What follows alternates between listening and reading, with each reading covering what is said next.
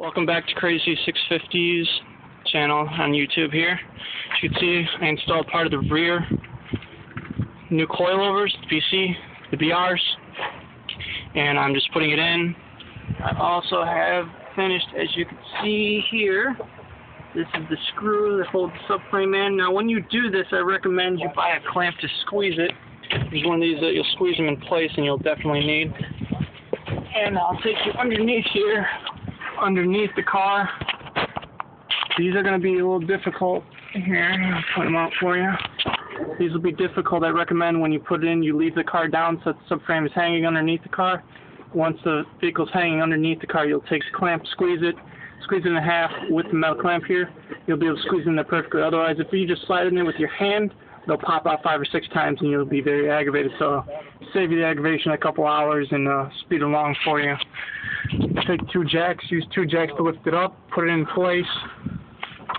Take an air gun. I recommend a 625 psi air gun to put these into place properly and up and tight, and you'll get a nice squeeze to it. Alright. What you want, pal? Alright, on this side is it's all in the same here. Underneath the car you only have the 2 bolts, which I think I've got here. You got 2 bolts, there's one here and one here. I gotta put the other one in still. And you put the brakes on last, and you can put, I don't recommend putting this piece, the rear control arm, to last. Like I said, here's the brake line I showed you here before is where you put it in. Tighten it up, put it in place, put everything back in. Once you have the brakes underneath here, that's all good. Like I said, you got the control arm, put it in here, tighten it up here, you adjust it. Especially with putting these new coilovers on, the angle of the top of the tire will be off, so I recommend you take it to Firestone.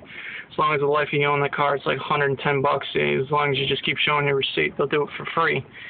Otherwise, you can just kind of do a semi-alignment at home, then take it in. Like I said, here you take the nut, and once you got the adjustables, you just adjust it, tighten it up as tight as possible on both ends, and you're pretty much golden. I'll show you on the inside of the car. Inside the car here, this is where you put the coilovers in. You take out the 2 screws, one here, one here. Have somebody hold it on the other side. I have the adjusters here for the rise that lengthen them so you can get to them easier and don't have to move stuff off the back of the car. So, yeah, pretty much that's it. I'll add another video to once it looks like what's afterwards. I'm just going to button it up here, show you a video at the end here.